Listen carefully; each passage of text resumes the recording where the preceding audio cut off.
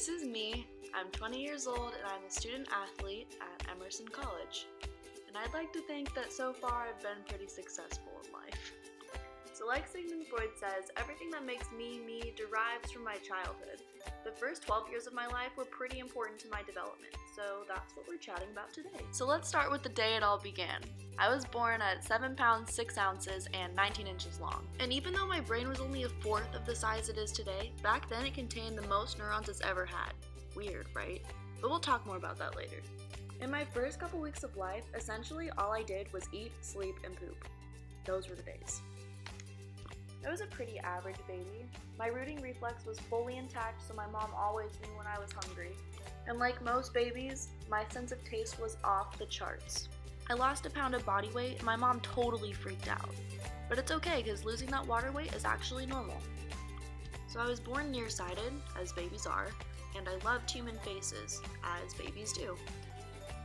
If you're not already impressed with me, I could recognize facial expressions by 2 weeks, cry for 3 hours straight by 3 weeks, smile back to my mom at 4 weeks, prop myself up by 5 weeks, and recognize phonemes of entirely different languages at 7 weeks. Besides that, my first 3 months of life were pretty boring, but then things started to get more interesting. My gray brain matter increased dramatically because of myelination and pruning. So during cognitive development, I lost unnecessary connections to make my thinking more effective. And all of this has to do with nature and nurture, and we call those experience expectant and experience dependent processes. Genetics and environment also played a role in my personality development. My mom says I was a pretty easy baby, but I was also plenty cynical even back then. Whatever that means. By a year old, I finally looked more like a human than an alien. Cool. And because of this, combined with an increased synchrony among my brain areas, my coordination was on its way to perfection. Those gross motor skills really increased by the time I was 2. I was merely walking at 8 months, and now I was running marathons through Target, causing mayhem.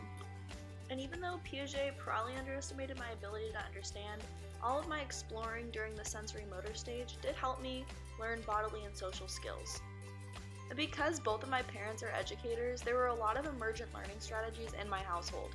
My grammar and sentence construction were pretty decent by the time I was 3. That zone of proximal development, though. So my first big step towards big kidhood was going to kindergarten when I was 5 years old. I was just as active as all the boys. Some of the girls thought it was weird, but I just wanted to kick a soccer ball, not draw. Whatever. That's also when my dad made me memorize our phone number. It took a long time. How was I supposed to know all of those numbers? I loved both of my parents growing up, but I specifically adored my dad, even after I was 4 years old. Sometimes I even took his sunglasses into first grade so I wouldn't miss him. And look at me now, Freud, I turned out just fine. Throughout grade school, I continued to grow. By age 12, I was 5 feet tall and 85 pounds. Wall ball was the most popular thing to do at recess, and the rules were very specific and absolutely unbreakable. For a while. Then, there was a shift from heteronormous moral reasoning to autonomous moral reasoning. Honestly, 5th and 6th grade were the absolute worst, and it makes sense why now. Those hormones circling my body were officially taking over. Decision making was pretty emotional. Like if you wore the wrong shirt, it was going to be the end of the world. Lots of kids hit growth spurts. Lots of kids became super moody.